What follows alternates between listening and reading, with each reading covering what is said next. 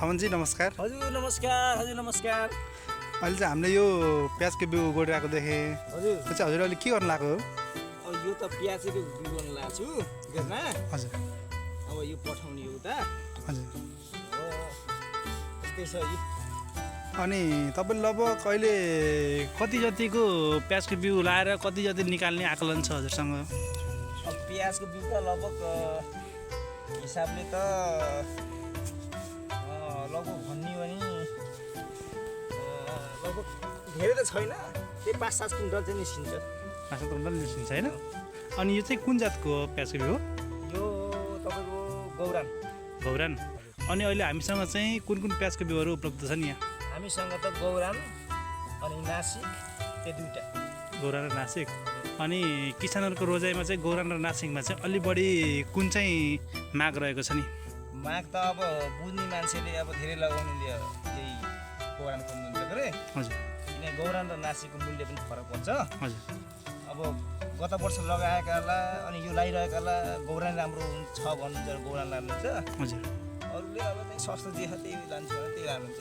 सस्तो चाहिँ अब गौरानभन्दा सस्तो चाहिँ नासिक छ। हजुर चाहिँ एक ठुलो किसान भएको नाताले तपाईँले चाहिँ यो गौरान र नासिकमा चाहिँ तपाईँले अब खेती रुटेको गर्नुभएको छ, यसमा चाहिँ अन्तर चाहिँ के पाउनु हो नि? गौरानको विशेषता के छ भन्नुहुन्छ नि? हजुर। यो तपाईँको कुँदैन। हजुर। होइन, तपाईँको वर्षौँसम्म यो कुँदैन। हजुर। यसको विशेषता त्यो। हजुर। अनि यसको साइज पनि एकनासको हुन्छ। हजुर। अनि बढी पानी सहन सक्ने क्षमता हुन्छ। हजुर। अब नासिकमा चाहिँ यसभन्दा अलिक कमै हुन्छ। अनि हजुरले चाहिँ अरू प्याजको बेर्ना त अहिले उ गरिरहनु भएको रहेछ, निकालिरहनु भएको रहेछ। अनि यो बाहेक चाहिँ अरू अन्य कामहरू के गरिरहनु भएको छ त?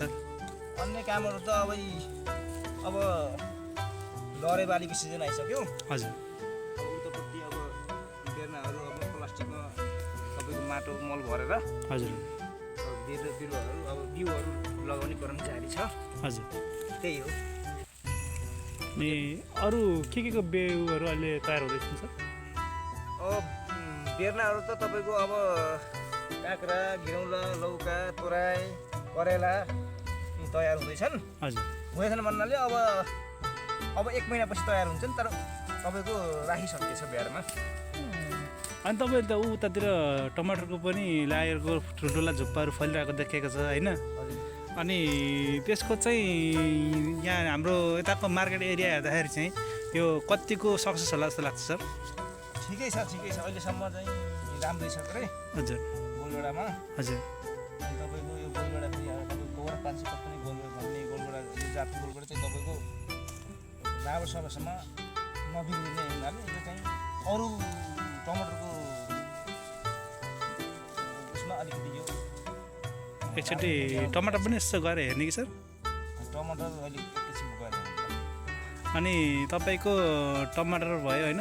अनि यो यता लाउनु भएर चाहिँ यो लरे बालीहरू यो के हो सर? यो त एउटा एक ड्याङमा यसमा त तपाईँको एउटा बिचमा पर्छ। अनि तपाईँको यसमा यो लौका जुकिनी फर्सी हो यो सर? यो माछा यो त तपाईँको यो के अरे यो डोरी सही भयो। हजुर। लौका भयो त्यो बिचको त्यही भयो कि यता पनि प्याजको बिउ त थुप्रै रहेछ नि होइन? सबै नासिक हो। सबै नासिक हो। सस्तो खोज्नेला नासिक, राम्रो क्वालिटी राम्रो त तपाईँको गौरान नै हुन्छ। प्रायः गौरान नै धेरै लगाउने मान्छे गौरान लानुहुन्छ। थोरले तपाईँको 4-6 महिना टिकाउ हुने खालको अब यो भइहाल्छ। हजुर। लामो समयमा वर्षसम्म राख्न मिल्ने, भण्डारण गरेर राख्न मिल्ने टमाटर के अरे बिउ बेर्ना भनेको प्याज भनेको यही हो। अनि यो प्याजको बिउहरू चाहिँ तपाईँले रेट चाहिँ के कतिमा बेच्नुहुन्छ? अब यो 300बाट सुरु भएको थियो बेच्न। हजुर। अब आजको मितिसम्म यो किनभने यो हाइट बढ्दै भयो। हजुर। अब लाने मान्छे पात बढी भयो, हाम्रो त गाह्रो हुने भयो भन्ने भयो। यसलाई आजदेखि 300बाट 250बाट अब 200मा आज 200मा सुरु भयो। अझै 200मा होइन? अनि टमाटरको चाहिँ भाउ चाहिँ सर तपाईँको लगभग कतिको पाउँछ हाम्रो यताको एरियामा? किसानहरू कतिको मर्कामा छन्? भाउ त समयअनुसार हो। बजारमा चाहिँ गोलबेडाको उत्पादन कति के अरे बजारमा गोलबेडा कति आएछ भन्ने कुरो थोरै आएको बेला गोलबेडाको भाउ चर्किन्छ, अब धेरै आयो भने बजारमा अब गोलगोडा भाउ डाउन हुन्छ त्यही। अनि हजुरको यहाँको नजिकैको सहकारीहरू अनि सरकारी कार्यालयहरू हाम्रो यो शाखाहरू छ नि कृषिको, उहाँहरूले चाहिँ तपाईँहरूलाई के कतिको सहुलियत दिनुभएको छ, के कतिको सामग्रीहरू पूर्ति गर्नुभएको छ? के भन्ने यो कुरो नभन्ने।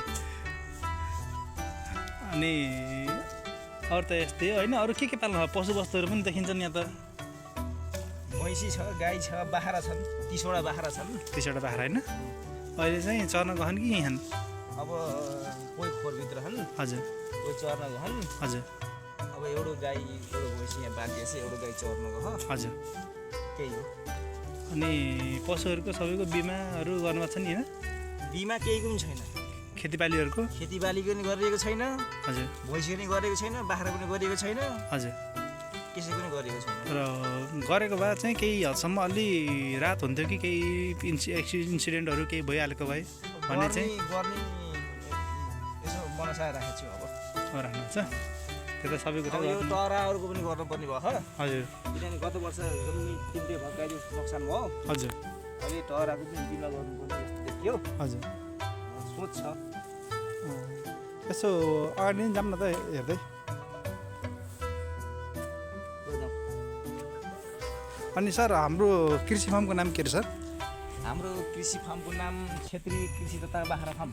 क्षेत्रीय कृषि तथा बाख्रा फार्म होइन? सर हजुरसँग कन्ट्याक्टमा आउनु पऱ्यो भने किसानहरू, अन्य किसानहरू, हजुर जस्तै गर्न चाहने किसानहरू हजुरसँग कसरी कन्ट्याक्ट आउन सक्छन् सर? मेरो मोबाइल नम्बर त्यही के अरे 9866652219मा सम्पर्क राख्नु होला, त्यसपछि सम्पर्कमा आइन्छ होइन? अनि हजुरको यो सर यसको लोकेसन पनि दिनु न किसानहरूलाई। लोकेसन बाराङ्गा नगरपालिका वडा नम्बर 8 मोर्मी भन्ने ठाउँको ठ्याक्क बन्डोली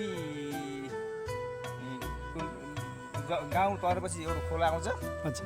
खोला आएपछि तपाईँको खोला तरेपछि एउटा मन्दिर आउँछ। हजुर, दुर्गा मन्दिर। त्यो दुर्गा मन्दिरदेखि ठ्याक्क पूर्वतिर हेर्ने पनि फार्मको ब्यानर ठ्याक्क देखिन्छ। हजुर।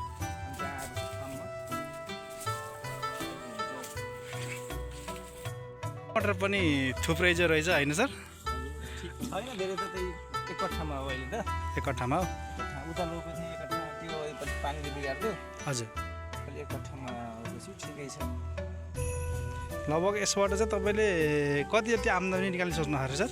आम्दानी त अब त्यो बजारको मूल्य हेरेर हुन्छ। यो आम्दानी कति लिन्छ भन्ने लास्टमा थाहा हुन्छ। बल्ल लास्टमा थाहा हुन्छ होइन? अहिले थाहा हुन्न। अनि तपाईँको यसमा चाहिँ धेरै समस्याहरू पनि देखिरहेको हुन्छ, किसानहरूको नभइरहेको हुन्छ होइन? रोगहरू के लाग्नु ऊ छ होइन? रोग त अहिलेसम्म मेरो उसमा रोग भनेको तपाईँको डौरा रोग मात्रै देखिएको छ। हजुर। अरू ओइलाउने यताउति त देखेको छैन। अहिलेसम्म भाइरस र तपाईँको डरुहरू मात्रै देखेको छ। हजुर। अरू चाहिँ खासै रोग देखेको छैन। लगभग कति टन जति निकाल्छु भन्ने आकलन छ सर यहाँबाट? अब तपाईँ ठ्याक्क हिसाब गर्ने हो नि। हजुर। अहिले यो बोटको हिसाबले गर्दाखेरि अहिले यो पर केजी 20 केजी निस्किन्छ जस्तो लाग्छ मलाई। अहिले त तपाईँले नगरबाट पनि, हाम्रो बाटोगाउँ नगरपालिकाबाट पनि नगर उत्कृष्ट किसानको उसमा पुरस्कार पनि पाउनुभएको होइन प्रथम भएर? हजुर, त्यो गोलगोडाको बोटले गर्दा त्यहाँ अब उहाँले हेरेर मूल्याङ्कन गर्दाखेरि हजुर। टमाटरको त्यो फलको क्वालिटी, टमाटरमा हुनुपर्ने बिरुवाको चमक, हजुर। बिरुवाको वृद्धि विकास, हजुर। बिरुवाको सबै यस्तो लगाउने मचाङ सिस्टमहरू सबै हेरेर प्रथम हामीले अब त्यो सबै मूल्याङ्कन गरेर उहाँले पुरस्कार दिनुभएको। हजुर। त्यो किसानलाई सम्मान दिनु भनेको नि एउटा ठुलो कुरो होइन र? किसानको जोस जागरको लागि अगाडि बढाउनु भनेको पनि राम्रै कुरा हो जस्तो लाग्छ मलाई त होइन र? राम्रै कुरो हो त्यो त। अब अपडेटमा आउनुभयो र किसानको घरमा सङ्घ संस्था नगर अब सबै कृषि सबै आएर यसो हेर्नु पनि पऱ्यो। हजुर। कमजोरी हुन्छ नि। हजुर। समस्या के छ सधैँ हामी गएर उहाँ गएर देखाउनु पर्दैन। हजुर। उहाँहरू पनि आएर हेरिदिनुपर्छ। हजुर। हजुर सर। हुन्छ सर, अब अहिले हामी पनि अब फिल्ड भिजिट गर्दै आइरहेको बेला यहाँ हाम्रो तपाईँहरूको खेतीहरू पनि हेरियो होइन? अनि अहिले चाहिँ हामीलाई के भन्न चाहन्छ सर? तपाईँलाई के भन्न चाहने हो तपाईँलाई त मैले अब सहजी गरेर गरिदिनुहोस् हामीलाई हरेक कुरामा हजुर होइन हजुर मल बिउ बिसादीदेखि लिएर सकेसम्म त मेरो आग्रह के हो भन्दाखेरि यो हामी किसानलाई चाहिने बेला सामानहरू उपलब्ध गराइदिनु सक्नुहुन्छ तपाईँले हजुर त्यो गर्नु पनि हाम्रो सहज हुन्छ अनि हामीलाई काम गर्न पनि जान पनि लाग्छ हजुर समयमा बिउ बल मल सबै भयो भने काम गर्न सहज पनि हुन्छ होइन हजुर त्यसको लागि अब तपाईँहरूलाई मैले भनिदिनु राखेको छु हजुर हजुर यस विषयमा अलिकति गम्भीर भएर सोधिदिनु होला भन्न चाहन्छु टमाटरहरू त राम्रै फलिरहेको रहेछ होइन फलै यो राम्रो छ होइन यो त्यसको क्वालिटी पनि राम्रो छ फल पनि राम्रो लाग्छ होइन हजुर तपाईँको यो फल यिनी फल छ नि राम्रो ठिक छ हजुर अब यो तपाईँको मैले त अझै यसमा यता पनि थिएँ सबै हजुर फालेको किनभने यो फल धेरै भयो भने खाना पुऱ्याउन सक्दैन हजुर क्वालिटीको हुन्छ कि नि फल हजुर हजुर अब ठिक्क अब तपाईँको 10-12 हजुर धेरै भनेको 20वटा त्यहाँ बढी नराख्नु हजुर त्यो राख्यो भने तपाईँको क्वालिटीको हुन्छ नि हजुर यो भयो भने तपाईँको त्यसको चमक पनि राम्रो छ नि त हजुर। मार्केट पनि यसको अलि यो तपाईँको 1 महिनालाई यत्तिकै टिपेर हजुर राख्नुभयो भने 1 महिनासम्म राख्नु भने तपाईँको बिग्रिँदैन बिग्रिन हुन्छ त हुन्छ सर यति भन्दै अब यहाँबाट नि बिदा हुँ होला हुन्छ ल सर नमस्कार नमस्कार